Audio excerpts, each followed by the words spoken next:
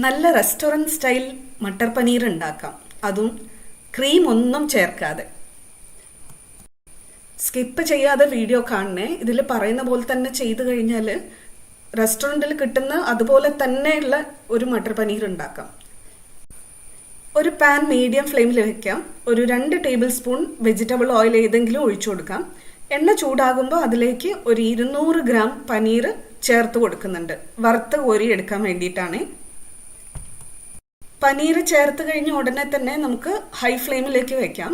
പനീറിന് ഇറങ്ങുന്ന വെള്ളം പെട്ടെന്ന് വറ്റി കിട്ടാൻ വേണ്ടിയിട്ടാണ്. ആ വെള്ളം വറ്റിക്കഴിഞ്ഞാൽ മാത്രമേ ഇത് മൊരിഞ്ഞും തുടങ്ങുള്ളൂ. വെള്ളമൊക്കെ വറ്റി ആ എണ്ണയിൽ കിടന്ന് പനീറൊന്നും മൊരിഞ്ഞിട്ടുണ്ട്. ഇത് നമുക്ക് മാറ്റി വെക്കാം. നമ്മളിത് മാറ്റി വെക്കുന്നത് ഒരു ഇളം ചൂടുള്ള വെള്ളത്തിലേക്കാണ്. ഇളം ചൂടുള്ള വെള്ളത്തിൽ ഒരല്പം ഉപ്പ് ചേർത്ത് വെള്ളത്തിലേക്കാണ് നമ്മൾ ഇത് ചേർത്ത് കൊടുക്കാൻ പോകുന്നത്. ആ സോഫ്റ്റ്നെസ് റീറ്റെയിൻ ചെയ്യാൻ വേണ്ടിയിട്ടാണ്. ഇല്ലെങ്കിൽ കുറച്ച് ഹാർഡായിപ്പോവും പുറത്തിരുന്ന് കഴിഞ്ഞാൽ. അപ്പോൾ പാനിൽ നിന്ന് നമ്മൾ പനീർ മാറ്റിക്കഴിഞ്ഞു. ആ പാൻ ഇപ്പോഴും അടുപ്പത്തുണ്ട്. അതിലേക്ക് കുറച്ച് ഇൻഗ്രീഡിയൻസ് ചേർത്ത് കൊടുക്കാൻ പോവുകയാണ് നമ്മൾ. ഒരു വലിയ ഉള്ളി റഫ്ലി ചോപ്പ് ചെയ്തത്, പിന്നെ ഒരു 3 മുതൽ 4 വരെ വെളുത്തുള്ളി. ചെറിയ വെളുത്തുള്ളി അല്ലികളാണെങ്കിൽ കുറച്ച് അധികം കണക്കാക്കി എടുക്കാം. പിന്നെ ഒരു ചെറിയ കഷ്ണം, ഒരു 1 സെൻറ്റിമീറ്റർ വലുപ്പത്തിലുള്ള കഷ്ണം ഇഞ്ചി, ഒരു 8 മുതൽ 10 വരെ കാഷ്യൂ നട്ട്സ്, ഒരു 3 മുതൽ 4 വരെ ഗ്രീൻ ചില്ലി. എരിവിനനുസരിച്ച് എടുത്തോളൂ കേട്ടോ. ഇത്രയും ചേർത്ത് നന്നായിട്ട് വഴറ്റി കൊടുക്കാം. നമുക്കിത് ബ്രൗൺ ആക്കി എടുക്കൊന്നും വേണ്ട. ഒന്ന് സോഫ്റ്റ് ആയിട്ട് കിട്ടിയാൽ മതി. ഉള്ളി ഒന്ന് സോഫ്റ്റ് ആയിട്ട് കിട്ടിയാൽ മതി. അപ്പോഴേക്കും ബാക്കി ഇൻഗ്രീഡിയൻസും ഏകദേശം ചെറുതായിട്ട് കുക്കായിക്കോളും. അതിനുശേഷം വീണ്ടും ഇൻഗ്രീഡിയൻസ് ചേർക്കാനുണ്ട്. ഒരു 4 മീഡിയം സൈസ് തക്കാളി റഫ്ലി ചോപ്പ് ചെയ്തെടുത്തിട്ടുണ്ട്. അതും കൂടി ഇതിലേക്ക് ചേർത്ത് നമ്മൾ ഒന്ന് വഴറ്റി കൊടുക്കുകയാണ് ഒരു 10-15 സെക്കൻഡ് നേരം. ഇതിലേക്ക് നമ്മൾ ഒരു അല്പം ഉപ്പും കൂടെ ചേർത്ത് കൊടുക്കുകയാണ്. ആ ഗ്രേവിക്ക് ഉപ്പ് കിട്ടാൻ വേണ്ടിയിട്ടാണ്. ഇതിലേക്ക് എടുക്കുന്ന തക്കാളി നല്ല പഴുത്ത തക്കാളി തന്നെ വേണം. അതിന് കറക്കി ഒരു ടെക്സ്ചർ കൊടുക്കാനും ആ നിറം കൊടുക്കാനും വേണ്ടിയിട്ടാണ്. നന്നായി വഴറ്റി കൊടുത്ത ശേഷം അടച്ചു വെച്ച് വേവിക്കാം. നോൺ സ്റ്റിക്ക് പാത്രം അല്ല യൂസ് ചെയ്യുന്നതെന്നുണ്ടെങ്കിൽ ഇടയ്ക്കൊന്ന് ഇളക്കി കൊടുക്കാൻ വേണ്ടി തുറക്കാം. ഇതപ്പോൾ 2 മിനിറ്റിന് ശേഷം ഞാൻ തുറന്നിട്ടുണ്ട്. തക്കാളിയൊക്കെ നല്ലോണം ഉടഞ്ഞിട്ടുണ്ട്. ഇനി ഒന്ന് നമ്മൾ തവി വെച്ച് ഒന്ന് മാഷ് ചെയ്ത് കൊടുത്താൽ മതി. അപ്പോഴേക്കും ബാക്കിയെല്ലാ ഇൻഗ്രീഡിയൻസും ഈ ടൈം ആകുമ്പോഴേക്കും നല്ലോണം വെന്തിട്ടുണ്ടാവും. ഇനി ഇത് നമുക്ക് നന്നായി അരച്ചെടുക്കണം. നല്ല സ്മൂത്തായിട്ട് അരച്ചെടുക്കണം. ഇതുപോലെ ഇത്ര സ്മൂത്തായിട്ട് അറിയാതെയും ഞാൻ മട്ടർ പനീർ വെച്ചിട്ടുണ്ട്. പക്ഷെ എനിക്ക് തോന്നിയിട്ടുള്ളത് ഒരു റെസ്റ്റോറൻറ്റ് സ്റ്റൈലിൽ ആ ഗ്രേവി കിട്ടണം എന്നുണ്ടെങ്കിൽ ഈ ഒരു ഗ്രേവി സ്മൂത്ത് തന്നെ ആയിരിക്കണം. വീണ്ടും അതേ പാൻ അടുപ്പത്തേക്ക് അതിലേക്ക് ഒരു 3 ടേബിൾ സ്പൂൺ വെജിറ്റബിൾ ഓയിലും ഒരു 10-15 ഗ്രാമോളം വരുന്ന ബട്ടറും ചേർത്ത് കൊടുക്കാം. ബട്ടർ ചേർക്കുന്നത് നമുക്കൊരു റെസ്റ്റോറൻറ്റ് സ്റ്റൈല് രുചി കിട്ടാൻ വേണ്ടിയിട്ടാണ്. ഇനി നിങ്ങൾ വീഗൻ ആണെന്നുണ്ടെങ്കിൽ ഈ ബട്ടർ ചേർക്കുന്നത് ഒഴിവാക്കുക കേട്ടോ. പനീറിന് പകരം ടോഫു ഉപയോഗിക്കാം. പാനിലെ എണ്ണ ചൂടായി കഴിഞ്ഞാൽ അതിലേക്ക് കുറച്ച് മസാലകൾ ചേർക്കാനുണ്ട്. 1 ടീസ്പൂൺ ജീരകം, ഒരു 3-4 ഗ്രാമ്പൂ, ഒരു 3 ഏലക്ക, ഒരു ചെറിയ കഷ്ണം പട്ട, ഒരു പട്ടയുടെ ഇല. ഇത്രയും നമുക്ക് ഈ ചൂടായ എണ്ണയിലേക്ക് ചേർത്ത് കൊടുക്കാം. ചെറുതായിട്ടൊന്ന് വഴറ്റി കൊടുക്കാം ഒരു 5-8 സെക്കൻഡ് നേരം. അതിൽ ജീരകം പൊട്ടുന്നുണ്ടോ എന്നുള്ളതൊന്ന് ശ്രദ്ധിച്ചാൽ മതി. ജീരകം പൊട്ടി തുടങ്ങിക്കഴിഞ്ഞാൽ അതിലേക്ക് നമുക്ക് ചേർക്കേണ്ടത് ചെറുതായിട്ട് കൊത്തി അരിഞ്ഞു വെച്ച വല്യുള്ളിയാണ്. അത് ഏകദേശം 1/4 കപ്പോളം വരും. അതും കൂടെ ചേർത്ത് നന്നായിട്ട് വഴറ്റി കൊടുക്കാം. ഇപ്പം നമ്മൾ ഈ ചേർത്ത വല്യുള്ളി, ചോപ്പ് ചെയ്ത വല്യുള്ളി നന്നായിട്ട് സോഫ്റ്റ് ആകുന്നവരെ നമ്മൾ വഴറ്റി കൊടുക്കണം. ഫ്ലെയിം എപ്പോഴും മീഡിയത്തിലാണ് ഉള്ളത് കേട്ടോ. ഉള്ളി നന്നായിട്ട് സോഫ്റ്റ് ആയി കഴിഞ്ഞാൽ നമ്മൾ ആദ്യം തീ ഓഫ് ചെയ്യുന്നു. എന്നിട്ട് ആ ചൂടിലേക്ക് നമ്മൾ കുറച്ച് പൊടി മസാലകൾ ചേർക്കാൻ പോവുകയാണ്. ഒരു 1/2 ടീസ്പൂൺ മഞ്ഞൾപ്പൊടി, 1 ടീസ്പൂൺ സാധാരണ എരിവുള്ള മുളക് പൊടി, 1 ടീസ്പൂൺ തന്നെ കാശ്മീരി ചില്ലി പൗഡർ, 2 ടീസ്പൂൺ മല്ലിപ്പൊടി. ഇത്രയും നമ്മൾ ചേർക്കുകയാണ്.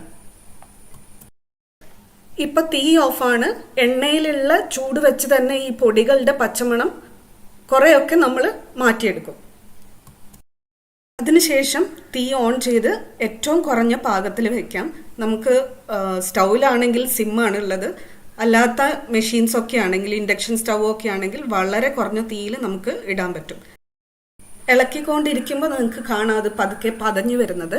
ആ സമയത്ത് നമ്മൾ നേരത്തെ പ്രിപ്പയർ ചെയ്ത് വെച്ച ആ പേസ്റ്റ് ഇതിലേക്ക് ചേർത്ത് കൊടുക്കാം. പൊടികളുടെ നിറം ആ ഗ്രേവിയിലേക്ക് നന്നായി പിടിക്കുന്നത് വരെ ഇളക്കി കൊടുക്കാം. ഇത് നന്നായിട്ട് മിക്സ് ആയി കഴിഞ്ഞാലും നമ്മൾ ഇളക്കി കൊടുത്തുകൊണ്ടിരുന്നേ ഇരിക്കണം. ഇതിലുള്ള വാട്ടർ കണ്ടന്റ്, ഈ ഒരു ടോട്ടൽ ക്വാണ്ടിറ്റിയുടെ വാട്ടർ കണ്ടന്റ് കുറച്ചൊന്ന് പോകുന്നത് വരെ, ഏകദേശം ഇതിന്റെ സൈസ് ഒരു 50 to 60% ആകുന്നവരെ നമ്മൾ ഇളക്കി കൊടുത്തുകൊണ്ടിരിക്കണം. ഇതപ്പം വെള്ളമൊക്കെ കുറേ വറ്റിയിട്ടുണ്ട്, അടിയിൽ നിന്ന് എണ്ണ പുറത്തേക്ക് വരാൻ തുടങ്ങിയിട്ടുണ്ട്. ഈ സമയത്ത് ഇതിലേക്ക് നമ്മൾ ഗ്രീൻ പീസ് ചേർത്ത് കൊടുക്കാൻ പോവാണ്. മട്ടർ ഞാൻ ഫ്രോസൺ പീസാണ് എടുത്തിട്ടുള്ളത്. അല്ലാത്തതാണെങ്കിൽ മുന്നേ വേവിച്ച് വെച്ചിട്ട് ഇതിലേക്ക് ചേർക്കാം. ഇപ്പൊ ഇതിലേക്ക് നമ്മൾ പനീർ മുക്കി വെച്ച വെള്ളമല്ലേ, അതിലൊരു 1/4 കപ്പ് ഇതിലേക്ക് ഒഴിച്ചു കൊടുക്കാൻ പോവാണ്. അതൊരു പ്രത്യേക രുചിയും മണവും ഈ കറിക്ക് നൽകും. ഇപ്പൊ നിങ്ങൾ ആലോചിക്കുന്നില്ലേ, നേരത്തെ വെള്ളം വറ്റിച്ചു, ഇപ്പൊ എന്തിനാ വെള്ളം ചേർക്കുന്നതെന്നുള്ളത്? നേരത്തെ നമ്മൾ ഇളക്കിക്കൊണ്ടിരുന്ന് വെള്ളം വറ്റുന്നത് വരെ എന്ന് പറഞ്ഞത് ആ ഗ്രേവി കുക്കാവാൻ വേണ്ടിയിട്ടാണ്. മട്ടറും വെള്ളവും ചേർത്ത് ഒരു 2 മിനിറ്റ് അടച്ചു വെക്കാം, ഇല്ലെങ്കിൽ അത് പുറത്തേക്ക് തെറിക്കാൻ തുടങ്ങും. വേവിച്ച് വെച്ച മട്ടറാണെങ്കിൽ പനീർ ചേർക്കുന്നതിന്റെ കൂടെ ചേർത്താൽ മതി. ഇത് കുറച്ച് വേവേണ്ട ആവശ്യമുള്ളത് കൊണ്ടാണ് ഇപ്പൊ ചേർക്കുന്നത് കേട്ടോ. 2 മിനിറ്റ് അടച്ചു വെച്ചപ്പോഴേക്കും ഇതില് കറി പുറത്തേക്ക് തെറിക്കുന്നത് നിന്നു. ഇനി ഇത് തുറന്നു വെച്ച് കുക്ക് ചെയ്യണം, ഏകദേശം ഈ പരുവാവുന്നത് വരെ. ഇതിൽ വെള്ളവും വറ്റിയിട്ടുണ്ട്, നല്ലോണം കുക്കായി അതിന്റെ നിറവും മാറിയിട്ടുണ്ട്. ഈ പരുവാവുന്നവരെ നമുക്ക് തുറന്നു വെച്ച് കുക്ക് ചെയ്യണം. ഇടയ്ക്കിടയ്ക്ക് ഇളക്കി കൊടുക്കാൻ മറക്കല്ലേ കേട്ടോ, ഇല്ലെങ്കിൽ അടിയിൽ പിടിച്ചു പോകും. ഇനി ഇപ്പോൾ പനീർ ചേർക്കാനുള്ള സമയമാണ്. സാധാരണ പട്ടാണിക്കടലയാണ് നിങ്ങൾ ഉപയോഗിക്കുന്നതെന്നുണ്ടെങ്കിൽ നേരത്തെ വേവിച്ച് വെച്ചിട്ട് പനീർ ചേർക്കുന്നതിൻ്റെ കൂടെ ചേർക്കാം. അല്ലെങ്കിൽ നമ്മൾ നേരത്തെ ഫ്രോസൺ പീസ് ചേർത്ത പോലെ തന്നെ ചേർത്ത് കൊടുക്കുക. അപ്പോൾ ഈ സമയമാകുമ്പോഴേക്കും ഫ്രോസൺ പീസ് വെന്ത് കിട്ടും.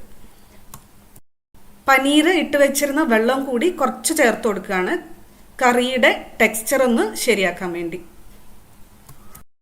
പനീറും വെള്ളവും ചേർത്ത് ഒന്ന് നന്നായിട്ട് കറി ആകെ ഒന്ന് ബ്ലെൻഡ് ആക്കിയതിന് ശേഷം അടച്ചു വെച്ചോ തുറന്നു വെച്ചോ ഒന്ന് തിളപ്പിക്കാം.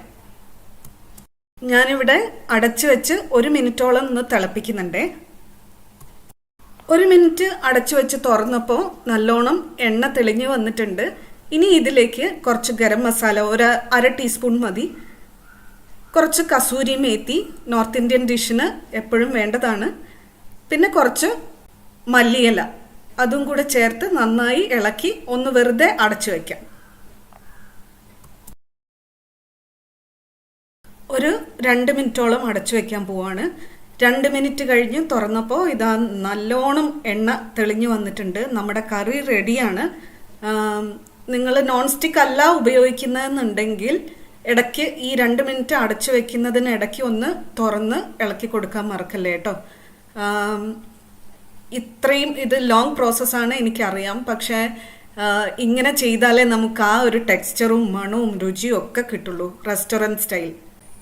ഇത്ര ക്ഷമയോടുകൂടി ഇത് സ്കിപ്പ് ചെയ്യാതെ ഇത്രത്തോളം കണ്ടവർക്കൊക്കെ താങ്ക് യു. അത്ര ക്ഷമയോടുകൂടി ഉണ്ടാക്കിയത് കൊണ്ടാണ് ക്രീം ഒന്നും ചേർക്കാതെ തന്നെ ഇത്ര ഷൈനി ആയിട്ടുള്ള കറി നമുക്ക് കിട്ടിയത്.